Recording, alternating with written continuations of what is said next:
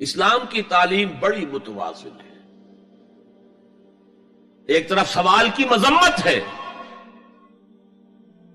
مت اپنا دستے سوال دراز کرو کسی کے سامنے.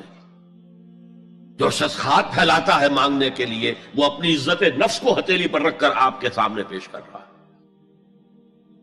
اور آپ ٹھوکر مار دیتے ہیں اس کی عزت نفس. مانگو اللہ سے، اللہ کسی کے دل میں ڈالے تمہاری ضرورت پوری کر سکتا ہے، بغیر اس کے کہ تم کسی کے سامنے دستے سوال دراز کرو. تو سخت مذمت ہے. اور خاص طور پر بیگری جو ایک انسٹیٹیوشن بن گیا ہے، ایک پیشہ بن گیا ہے، وہ تو اسلام کی تعلیمات کے منافی ہے. اور جس طرح کی ہم خیرات بانٹتے ہیں، 5 روپے کا نوٹ دے رہے ہیں مانگنے والوں کو، مسجدوں کے باہر سمجھ رہے ہم نے حاتم طائی کی خبر کو لات مار دی، حالانکہ حقیقت میں آپ انسٹیٹیوشن آف بیگری کو سپورٹ کر رہے ہیں. کسی ایک کو لے لو، آؤ چلو مجھے اپنا گھر دکھاؤ، مجھے بتاؤ تم واقعی اس قابل ہو یا نہیں ہو، اور پھر اس کی مدد کریں، لمسم کریں. پھر وہ 5 روپے نہیں ایسی دیں کہ وہ کچھ اپنے پاؤں پر کھڑا ہو سکے. میں نے 1 روپیہ نہیں کہا کہ 1 روپیہ تو اب کوئی شے نہیں رہی، لیکن یہ کہ 5 روپے کا نوٹ بھی آپ نے تقسیم کرنے شروع کر دیے، یہ کیا ہے؟ وَالسَّائِلِينَ وَفِي الرِّقَابِ. لیکن دوسری طرف سائل کو جھڑکنا نہیں ہے. اما السائل فلا تنہر، جھڑکو نہیں. اچھا بھائی نہیں، معاف کرو، میرے پاس اس وقت آپ کی مدد کے لیے کچھ نہیں ہے، میں کچھ نہیں کر سکتا. تو ان دونوں کے درمیان اصل میں معاملہ ہونا چاہیے. بلکہ یہاں تک بھی فرمایا سائل کو ضرور دو، چاہے وہ گھوڑے پر سوار ہو کر تمہارے دروازے پہ آیا. کیا پتا اس کی واقعی الجھن کیا ہے. تو سوال کی مذمت اور سائل کو جھڑکنے کی ممانعت. حتی الامکان خالی ہاتھ نہ لوٹاؤ. اس نے اپنی عزت نفس اپنی ہتھیلی پر رکھ کر تمہاری سامنے پیش کر دیا، اسے ٹھوکر نہ مارو. لیکن جیسا کہ میں نے عرض کیا، یہ انسٹیٹیوشن آف بیگری جو ہے یہ ایک علیحدہ شے ہے، بالکل اس کا اس سے کوئی تعلق نہ سمجھیے. وفی الرقاب، رقاب جمع ہے رقبہ، گردن. فک رقبۃ او اطعام فی یوم ذی مسغبۃ یتیما ذا مقربۃ او مسکینا ذا متربہ. فک رقبۃ، کسی کی گردن چھڑا دینا. اس وقت سب سے بڑی ایپلیکیشن اس کی تھی غلاموں کو، کنیزوں کو اپنے پیسے سے خرید کر آزاد کر دینا. بہت بڑی نیکی، بہت بڑی نیکی. اور حضرت ابو بکر رضی اللہ تعالیٰ عنہ کے دفتر فضائل میں سب سے اونچا کام یہ ہے کہ جن غلاموں کو اور جن کنیزوں کو ستایا جا رہا تھا، دیئر اونرز، دیئر ماسٹرز، ان کے آقا کو حق حاصل تھا، جو چاہے کریں ان کے ساتھ، قتل کرنے کوئی پوچھنے والا نہیں ہے. میں پہلے بھی عرض کر چکا ہوں، میری ملکیت ہے، جیسے میری بکری میری ملکیت ہے، میں نے اس کو ذبح کیا، گوشت کھا لیا، تم کون ہوتے ہو پوچھنے والے؟ میرا غلام تھا، میں نے قتل کر دیا، تم کون ہو پوچھنے والے؟ ان کو حضرت ابو بکر نے خرید کر آزاد کیا اور منہ مانگے دام دیے. حضرت بلال کے لیے امیہ ابن خلف نے اتنی بڑی رقم مانگی، حضرت ابو بکر نے کہا ٹھیک ہے لو. باپ نے کہا بھی ابو قحافہ نے، ابو بکر کو کوئی غلام خریدنا ہی تھا تو کوئی طاقتور آدمی جو کام آ سکے کہیں، اس کو خریدنا چاہیے. انہیں کیا پتا ابو بکر کس لیے خرید رہا اور کس کے لیے خرید رہا. آج کے دور میں اس کی اپلیکیشن ہوگی. کوئی شخص جو ہے اگر قرض میں اس طرح جکڑا جائے کہ لاکھ ہاتھ پاؤں مارے نکل نہیں سکتا، اس کو کوئی لمپ سم مدد دے کر اس قابل کیا جائے کہ وہ پھر اپنے پاؤں پر کھڑا ہو جائے. یہ نہیں کہ اسے آپ ہر مہینے کچھ رقم دیتے رہے مینٹیننس کے لیے، نہیں، اس سے تو وہ اسی پوزیشن میں رہے گا. یہ بعض مائنورٹی کمیونٹیز کے اندر یہ معاملہ موجود ہے. کوئی بھائی اگر گر گیا ہے کاروبار میں تو اس کی پھر ایسی مدد کی جائے کہ وہ پھر آپ کی صف میں آ کر کھڑا ہو جائے. Respectable members of your community وہ اس شکل میں پہنچ جائے. یہ بھی فک و رقبۃ اس کی ذیل میں آج کل آئے گا. اب اس کے بعد آیا وَأَقَامَ الصَّلَاةَ وَآتَى الزَّكَاةَ. یہ دو کیا ہیں؟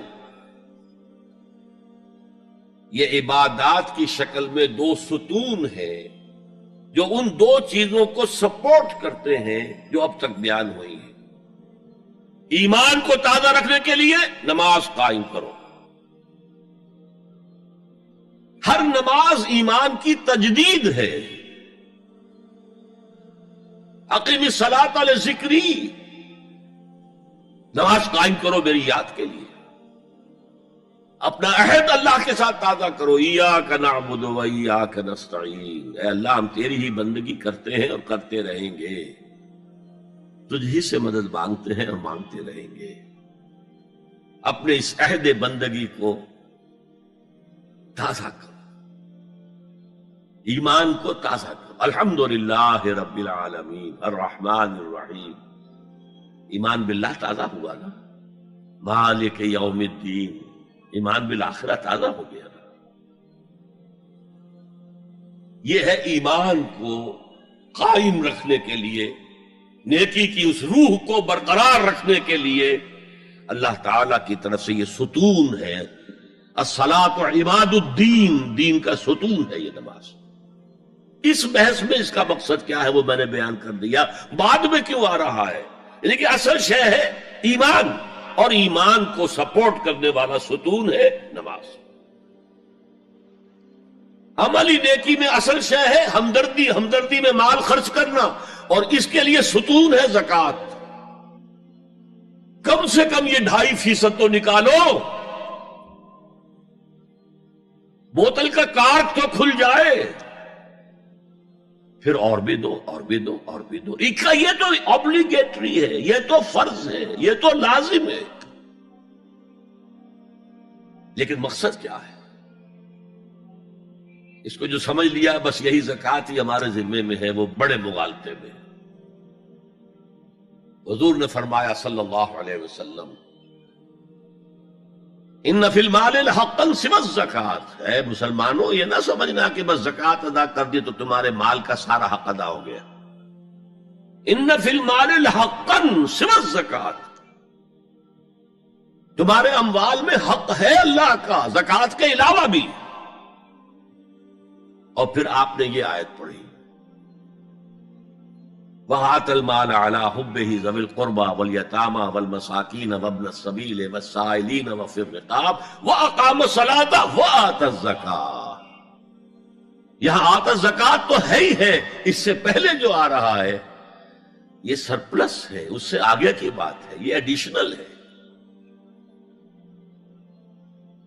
اسی لیے جب انفقوا انفقوا انفقوا انفقوا انفقوا کی جو تکرار ہوتی ہے قرآن مجید میں، تو ایک جگہ پھر سوال کیا صحابہ نے کتنا خرچ کرے حضور؟ فرمایا قل العفو، کہہ دو جو بھی ضرورت سے زائد دے ڈالو. Don't accumulate, don't retain any thing.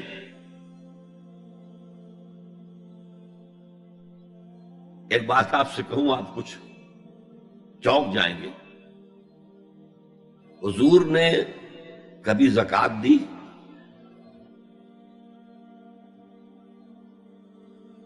کبھی نصاب کے بقدر پیسہ آپ کے پاس جمع ہوا کہ آپ پر زکوٰۃ واجب ہوتی؟ کیسی عجیب بات ہے. ارکان دین میں سے ایک رکن سرے سے غائب. کبھی آپ نے مال رکھا ہی نہیں. حضور کا اسوہ ہم جانتے ہیں، مسواک کر لی ہے، پانچے جو ہے ٹخنے سے اوپر کر لیے ہیں، یہ اسوہ ہے. ہاں ہے، یہ بھی ہے، ٹھیک ہے، سنت ہے. اسوہ تو یہ ہے. اور صرف آپ کا نہیں، جنہیں ہم کہتے ہیں فقراء صحابہ، ابو ہریرہ، ابو ذر، سلمان فارسی، علی رضی اللہ تعالی عنہ اجمعین، یہ فقراء صحابہ میں سے تھے. کبھی کچھ نہیں رکھا اپنے پاس. میں نے بتایا تھا آپ کو شاید کہ حضرت علی کی جب شادی ہو رہی تھی حضرت فاطمہ سے، کوئی مکان تھا ہی نہیں، کہاں لے کے جائیں؟ ایک انصاری نے ایک حجرہ دیا ہے اپنے مکان کا، اس میں حضرت فاطمہ بنا ہو کر گئی. He didn't have any home. ابو ذر وہ تو دوسری انتہا کو چلے گئے تھے. قانون یہی ہے، حلال سے کماؤ، اگر ایک حد سے آگے بڑھ جائے تو زکات دے دو، باقی تمہارے اختیار میں ہے، دینا چاہو دو، نہ دینا چاہو رکھو اپنے پاس. قانون اس سے زیادہ آپ کو پابند نہیں کرے گا. کبھی بھی آپ نے جبر نہیں کیا، ایمرجنسی میں بھی جبر نہیں کیا. ایک واقعہ آتا ہے کہ حضور کو کئی وقت کا فاقہ تھا. تھوڑی دیر کے بعد حضرت ابو بکر آئے، آپ نے چہرے سے پہچان لیا کہ فاقے سے. پھر حضرت عمر آئے، پہچان لیا کہ فاقے سے. شاید حضور خود اپنے لیے نہ اٹھتے نہ جاتے، اپنے دونوں ساتھیوں کو لے کر ایک انصاری کے باغ میں پہنچ گئے.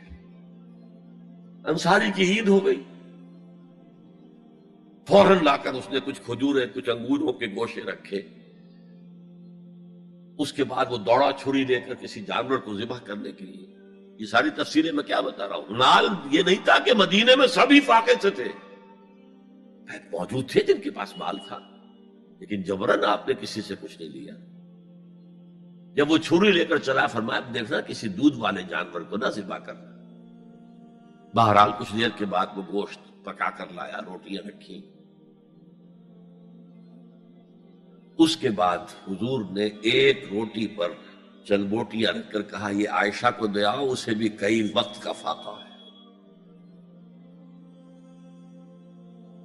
اور پھر حضرت عمر کی طرف رخ کر کے کہا عمر یہ ہیں وہ نعمتیں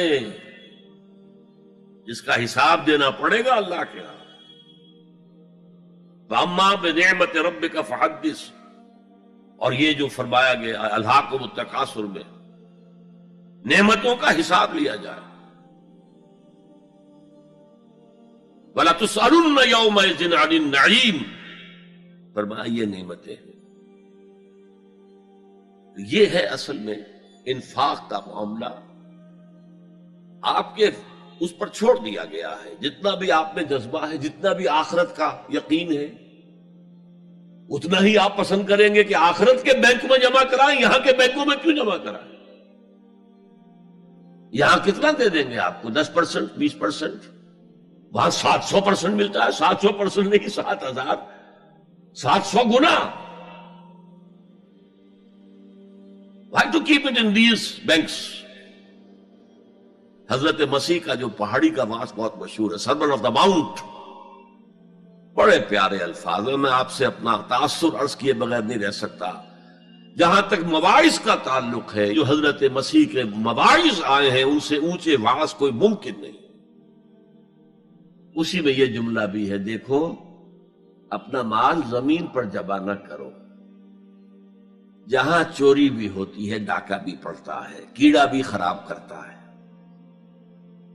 آسمان پر جمع کرو جہاں نہ چوری کا اندیشہ، نہ ڈاکے کا خوف، نہ کیڑا خراب کر سکے. اس لیے کہ میں تم سے سچ کہتا ہوں کہ جہاں تمہارا مال ہوگا وہیں تمہارا دل ہوگا. مال یہاں ہوگا تو دل اٹکا ہوا ہوگا، اور فرشتے اس طرح گھسیٹ کر کھینچیں گے آپ کی جان کو جیسے کہ سیخ پر سے کباب کھینچا جاتا ہے.